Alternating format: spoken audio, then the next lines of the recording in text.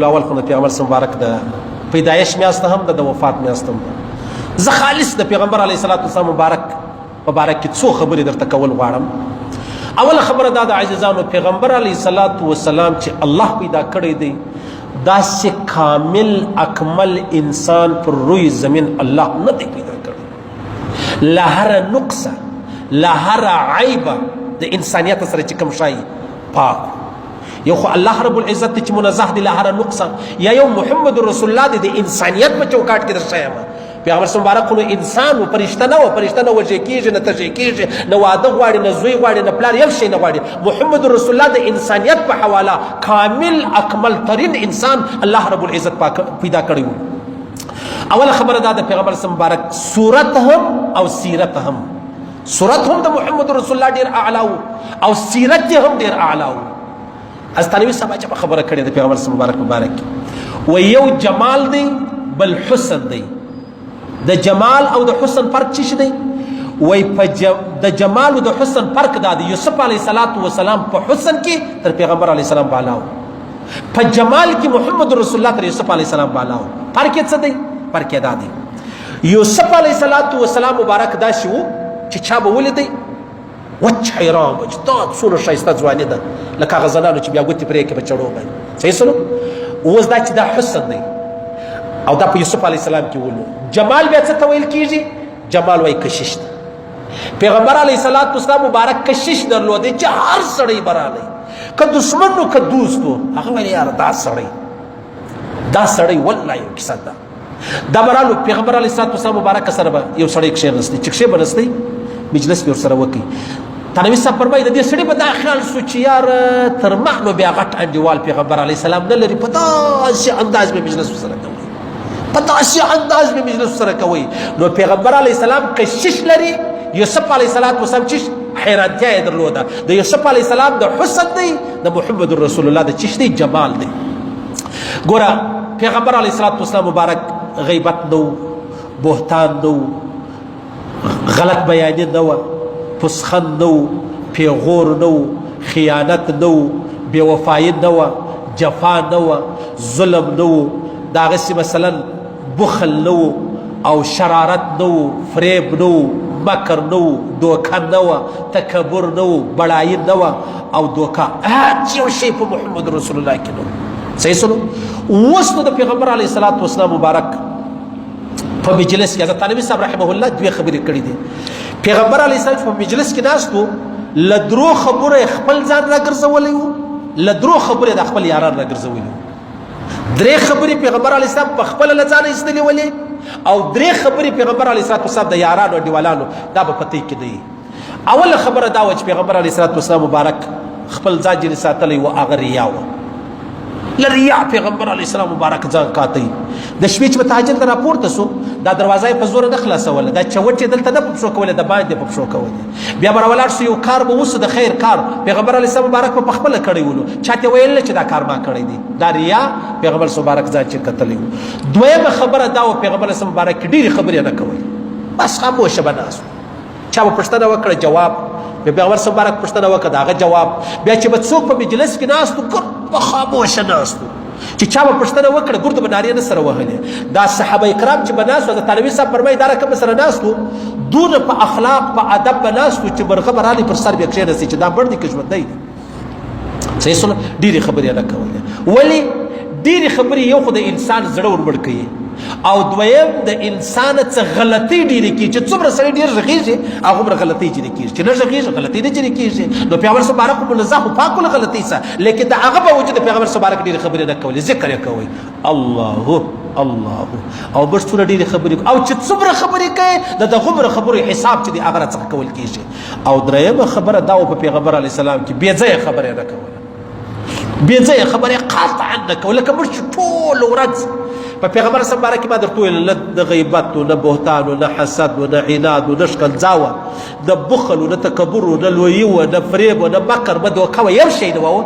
په موږ کې دا ټوله شیان شته، بس دغه فرق شو په موږ کې دا ټوله شیان. نو پیغمبر علیه السلام بې ځایه هېڅ یوه خبره نه کوله. لکه موږ چې 100 خبرې وکړو، په 100 کې 2 د ځای خبرې، 8 نوي بې ځایه خبرې موږ وکړو. دا څونه غټ وبال دی. دا پیغمبر مبارک ځان کتلی و. له درو خبرو ریا او ډېرې خبرې بې ځایه غږېدل. دا محمد رسول الله خپل ځان جلې خلاص کړی و، کتلی و دا شی. نبي صاحب فرمایي او بیا چې خپل ملګري ساتلی وو یا هغو ته خبره کړې وه 3 خبرې په هغو کې اولنۍ خبره دا وه د چا مذمت به نه بیانوي، د چا ذم د چا بد به نه بیانوي. لکه زموږ ته اوس پاټیان دي، د پاټه بازۍ نه ده، د دې څه چیز جوړه شول. 2 پاټیان دي، دا پاټۍ والا را ولاړ شي د دې بلې پاټۍ بیخ ډېر بد بیانوي، دغه پاټۍ بیا د دې بد بیانوي. بیا نو اوس کامیابي څه شته؟ کامیابي دا ده چې په ما کې دغه بد نشته، په ده کې دغه بد شته. بس د کامیابۍ معیار د پاټۍ لوړوالی دا دی چې پر بله پاټۍ چې څومره بد ویلی سي وایي.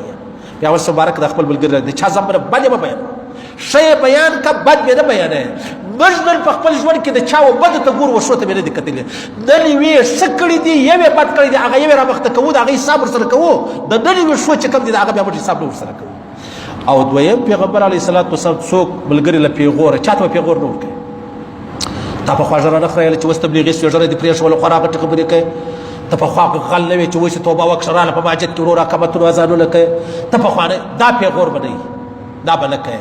او درېیمه خبره دا وه چې د چا به عیب نه لټوې، عیبونه په ده کې دغه عیب دی، په ده کې دغه کمي ده، په ده کې دا نقص دی، په ده کې دغه کوتاهي ده. پیغمبر علیه السلام له درو خبرو خپل ځان کتلی، ریا، ډېرې خبرې، بې ځایه خبره، له درو خبرې د خپل ملګري یاران چې د هغه راګرځولي چې شولو. اوله خبره دا وه د چا ذم بد به نه بیانوې، پیغور به نه ورکوې، او د چا عیب چې دی هغه به نه لټوې. دا د پیغمبر علیه السلام د ژوند خلاصه ده. او بیا عجبه خبره دا ده، هغه شان خو ډېر عظیم و، ډېر لوړ و، ډېر لوړ شان الله ورکړی. بدا چې څو علم لري و هغه ته د محمد رسول الله شان معلومیږي، موږ ته نه رامعلومیږي. موږ ته د روپیو د دنیا شان ډېر رامعلومیږي. هغه شاعر وایي که دا ستا د ښکلي مخ عاشقان ډېر دي، عبدالرحمان بابا وایي که دا ستا د ښکلي مخ عاشقان ډېر دي، زه په ټولو کې اول یم دویم نه یم. که دا ستا د ښکلي مخ، عبدالرحمان بابا څه وایي؟ که دا ستا د ښکلي مخ عاشقان ډېر دي، زه په واړو کې اول یم دویم نه یم. صحیح شو؟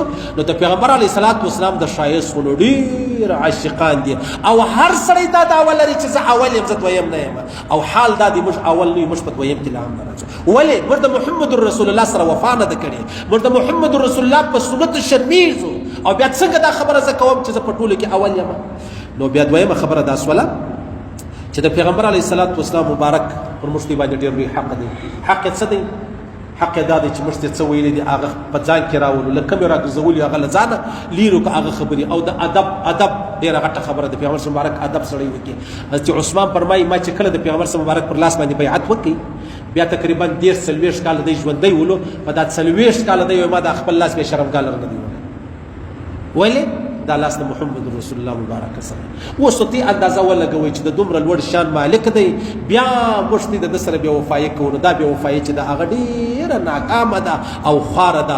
الله رب العزت د محمد رسول الله پر دومره انوارات ووري، دومره درود و سلام دی پر پیغمبر علیه السلام چې څومره د الله په علم کې، د الله په قدرت کې دی. زموږ د خوا دې پر پیغمبر علیه السلام مبارک باندې دونه درود و سلام چې څومره الله ور باندې ویلي دي، څومره جبرائیل امین علیه السلام ویلي دي، څومره میکائیل و اسرافیل و اسرائیل علیه السلام ویلي دي، څومره د اسمان ملائکه ویلي دي، څومره صحابه ویلي دي، څومره اولیاء ویلي دي، څومره مسلمانان ویلي دي، څومره جنات ویلي دي. دومره د زموږ له جانبه موږ غریبان عزیزان ټوله که مړه دي که ژوندي دي، د زموږ له جانبه دي پر پیغمبر علیه السلام باندې دومره واره درود و سلام یې. الله پاک د پیغمبر علیه السلام په نقش قدم موږ ته ژوند را نصیب کړي. الله پاک د پیغمبر علیه السلام اتباع موږ ته را نصیب کړي. او الله پاک د قیامت پر ورځ د پیغمبر علیه السلام شفاعت موږ نصیب کړي. الله دې ویل اورېدل قبول منظور وګرځي. الله دې پر دې تورو موږ غریبان عزیزان ټول عالم اسلام ته پر دې تورو مرګ ورکړي چې مړي دا ووایي لا اله الا الله. بله غټه ګاډي ونه خپل ځای دی.